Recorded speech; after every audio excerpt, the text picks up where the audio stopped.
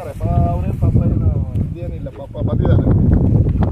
ಈಗ ಯಾರು ಎಡಮನೆ ಚನ್ನಮಂಡ ಗ್ರಾಮ ಪಂಚಾಯತಿ ಎಡಮನೆ ಅವ್ರದ್ದು ಅರಣ್ಯ ಹಕ್ಕು ಸಮಿತಿಯಲ್ಲಿ ಅರ್ಜಿ ಪೆಂಡಿಂಗ್ ಇದೆ, AC ಕಮಿಟಿ. ಅದನ್ನು ಕೊಡ್ತಾರೆ ಪೆಂಡಿಂಗ್ ಅಲ್ಲಿ ತನಕ. ಅದನ್ನು ತಿರುಗುಗೊಳಿಸೋದನ್ನು ಸ್ಟಾಪ್ ಮಾಡಿ ಅಷ್ಟೇ. ಕೊಟ್ಟಿದ್ದೀನಿ ಎಲ್ಲ ಕೊಟ್ಟಿದ್ದೀನಿ ನಾವು. ಅದಕ್ಕೆ ಅದನ್ನು ನಾವು ತಾಲೂಕ್ ಪಂಚಾಯತಿಯ ಮಾಜಿ ಲಕ್ಷ್ಮಣ ಭಟ್ರು ಬಂದಿದ್ದೀವಿ, ಗ್ರಾಮ ಪಂಚಾಯತಿ ಅಧ್ಯಕ್ಷಗಳು ಬಂದಿದ್ದಾರೆ. ಅದು ಆಮೇಲೆ ಇದು ಅರಣ್ಯ ಹಕ್ಕು ಸಮಿತಿಯಲ್ಲಿ ಅರ್ಜಿ ರೆಡಿಯಾಗಿರೋದು ಅಷ್ಟರ ಮೇಲೆ ನೀವು ನೋಟಿಸ್ ಕೊಟ್ಟಾಗ ಅರಣ್ಯ ಹಕ್ಕು ಸಮಿತಿಯ ಅರ್ಜಿ ಇರಲಿಲ್ಲ ಅವ್ರ ಕೈಯಲ್ಲಿ. ಆಮೇಲೆ 2016-17 ಇವರು ರೆಡಿಯಾಗಿದೆ. ಯಾವುದು ಅರಣ್ಯ ಹಕ್ಕು ಸಮಿತಿಗೆ ಅರ್ಜಿ ಬಂದಿದೆ, 75 ವರ್ಷದವ್ರದ್ದು ಹೇಳಿಕೆ ದಾಖಲಾಗಿದೆ. ಅಲ್ಲಿ ಊರಿನಲ್ಲಿ ಅವ್ರು ಇಷ್ಟು ವರ್ಷದಿಂದ ಇದ್ರು ಅನ್ನೋದು ದಾಖಲೆ ರೆಡಿಯಾಗಿದೆ.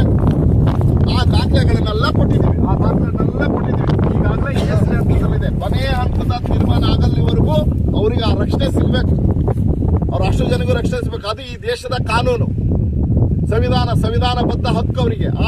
ನಿಮ್ಮ AC ಮಟ್ಟದ ಹಂತದಲ್ಲಿ ಒಂದು ಆರ್ಡರ್ ಮಾಡ್ಕೊಂಡು ಅವ್ರನ್ನ ತೆರವು ಮಾಡೋಕ್ಕಾಗಲ್ಲ. ಅವನಿಗಿನ್ನೂ ಕೊನೆ ಹಂತಕ್ಕೆ ಹೋಗಕ್ಕೆ ಅವಕಾಶ ಇದೆ, ಹೋರಾಟ ಮಾಡೋದಕ್ಕೆ ಅವಕಾಶ ಇದೆ ಅವನಿಗೆ.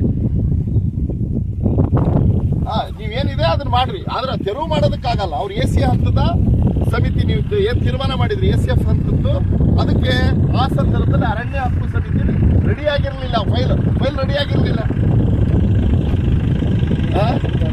ಅವ್ರು ಕೋರ್ಟಿಗೆ ಯಾಕೆ ಹೋಗ್ತಾರೆ? ಅವ್ರು ಹೋಗೋದಾದ್ರೆ ACF ಹೋಗ್ತಾರೆ, CCF ಹೋಗ್ತಾರೆ.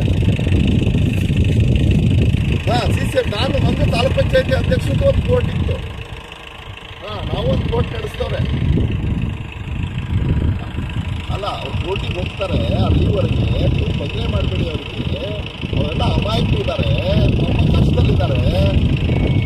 ತೊಂದರೆ ಮಾಡಿ ಅವ್ರನ್ನೆಲ್ಲ ಹೆದರ್ಸೋದು ನೀವು ಕಾಕಿ ಬಟ್ಟೆಯಲ್ಲಿ 25-50 ಜನ ಅಲ್ಲಿ ಹೋದ್ರೆ ಅವ್ರ ಪರಿಸ್ಥಿತಿ ಏನಾಗ್ಬೇಕು ಹೇಳಿ? ಬದುಕು ಜೀವನ ಅಲ್ವಾ? ಸಣ್ಣ ಒಂದು ಜೀವನ, ದೊಡ್ಡ ಒಂದು ಜೀವನ. ಯಾಕೆ ಅವನು ಆತ್ಮಹತ್ಯೆ ಮಾಡ್ಕೊಂಡ? 1000 ಕೋಟಿ ಇರೋನು ಯಾಕಾಗ ಆತ್ಮಹತ್ಯೆ ಮಾಡ್ಕೊಂಡ? ಅವನದು ಒಂದು ಜೀವನ. ಇವೊಂದು 50 ಅಡಿಕೆ ಮರ ಇರೋದು ಒಂದು ಜೀವನ. 50 ಅಡಿಕೆ ಮರ ಇರ್ಬೋದು ಆ ರೈತದ್ದು, ಅವನು ಒಂದು ಬದುಕು, ಅವನು ಒಂದು ಜೀವನ.